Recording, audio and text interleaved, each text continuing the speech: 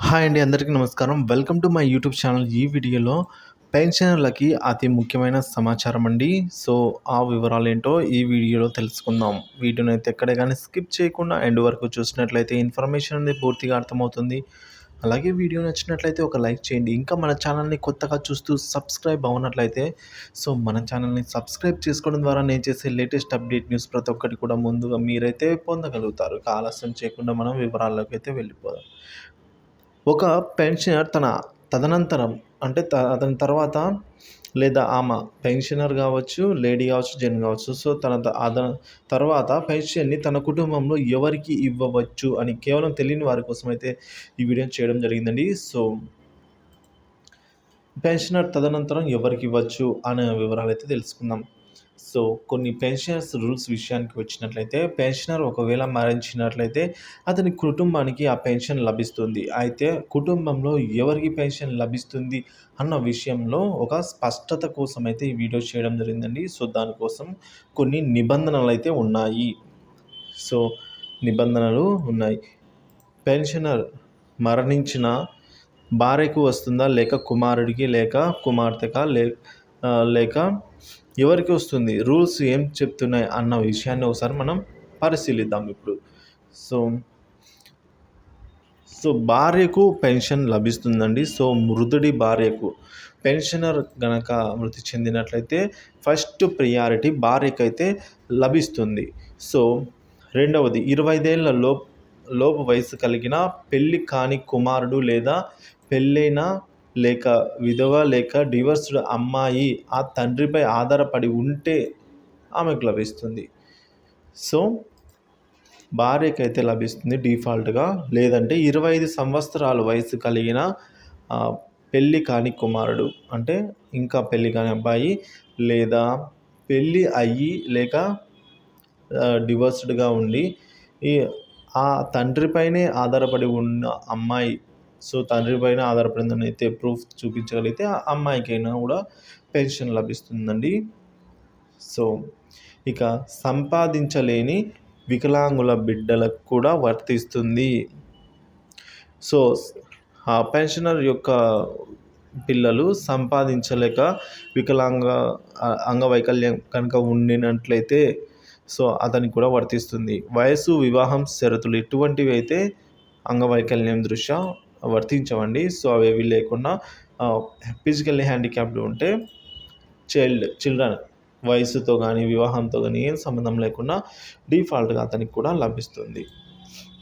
అతనుంటే అతనికే లభిస్తుంది. సో, ఇక ఆ పెన్షనర్ పైనే ఆధారపడి ఉన్న తల్లిదండ్రులకు కూడా వర్తిస్తుందండి. ఇన్‌కేస్ ఉంటే వాళ్ళ తల్లిదండ్రులు ఉన్నా కూడా వాళ్ళకు కూడా ఈ పెన్షన్ లభిస్తుంది. ఇక మృతుడిపైనే ఆధారపడి ఉన్న సోదరి లేదా సోదరీమణులు. సో, తల్లిదండ్రులే కాకుండా అక్క, చెల్లెలు ఎవరున్న వారికి కూడా పెన్షన్ అయితే పొందేదానికి వీలుంటుంది. సో, మొదటి ప్రియారిటీ భార్య అండి. సో, భార్య లేనప్పుడు సో, పెళ్లి కాని 25 ఏళ్ల కొడుకు అతనికి వర్తిస్తుంది. లేదా పెళ్ళయ్యి తండ్రి మీదే ఆధారపడుతున్నా అని ప్రూఫ్ చూపించగలిగితే అమ్మాయికి కూడా డివోర్స్డ్ కానీ వేరే ఏమైనా కూడా సో, అమ్మాయి వచ్చి తండ్రి మీదే ఆధారపడితే ఆ అమ్మాయి సో, థర్డ్ ప్రయారిటీ. ఇక ఫోర్త్ ప్రయారిటీ పెన్షన్ యొక్క తల్లిదండ్రులు బతికి ఉంటే.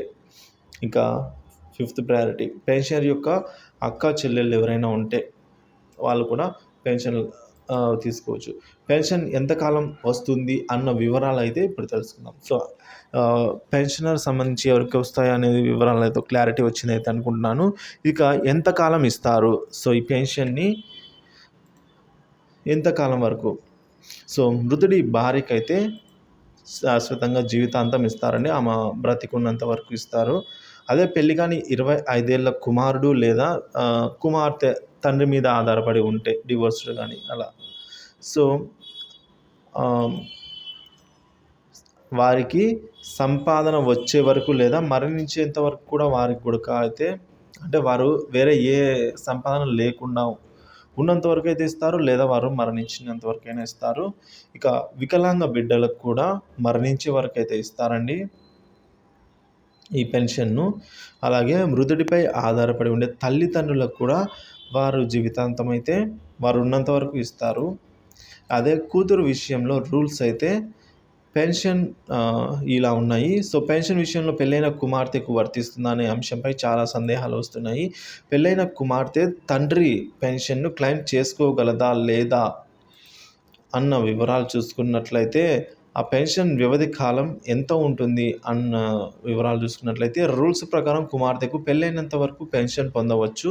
అదే కుమార్తె విడో లేదా డివోర్స్డ్ అయితే ఆమె రెండో వివాహం చేసుకునే వరకు లేదా ఉద్యోగం లభించేంత వరకు పెన్షన్ లభిస్తుందండి. సో, మనకు పెన్షన్ ఎవరికెవరికి లభిస్తుంది అన్న వివరాలు తెలుసుకుందామండి. సో, కాబట్టి ఎవరెవరికి లభిస్తుందంటే మొదటగా భార్య. లైఫ్ టైమ్ వచ్చేసి ఎంతవరకు ఇస్తారంటే ఆమె లైఫ్ టైమ్ ఆమె ఉన్నన్నాళ్ళు. లేదా కొడుకు 25 సంవత్సరాల కొడుకు ఉన్నట్లయితే ఎంతవరకు ఇస్తారంటే అతనికి ఉద్యోగం వచ్చే వరకు లేదా అతను మరణించే వరకు ఇస్తారు. లైఫ్ ఉన్నంత వరకు. అలాగే వికలాంగ పిల్లలు ఉంటే వాళ్ళకి వచ్చేసి లైఫ్ లాంగ్ ఇస్తారని ఎటువంటి షరతులు లేవు.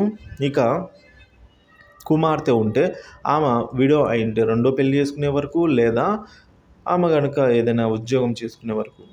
అదే పెన్షనర్ యొక్క తల్లిదండ్రులు ఉంటే వాళ్ళకి లైఫ్ లాంగ్ ఇస్తారు. వాళ్ళు ఉన్నంత వరకు ఇస్తారు. అదే ఇంకా సోదరీమణులు ఉన్నట్లయితే వారికి కూడా ఎవరో ఒకరికి లైఫ్ లాంగ్ అయితే ఇవ్వడం జరుగుతుంది. ఇది అండి క్లారిటీ. సో, ఏవైనా మీకు డౌట్స్ ఉన్నట్లయితే సందేహాలు ఏమన్నా ఉన్నా కూడా కింద కామెంట్ సెక్షన్ ద్వారా కామెంట్ అయితే చేసి అడగండి. సో, మ్యాక్సిమం రిప్లై అయితే ఇస్తాను. ఇక మన వీడియోని అయితే ఒక లైక్ చేయండి. చాలామంది లైక్ చేయడం మర్చిపోతున్నారు. దయచేసి వీడియోని అయితే సబ్స్క్రైబ్ చేసుకోండి. Thank you for watching this video.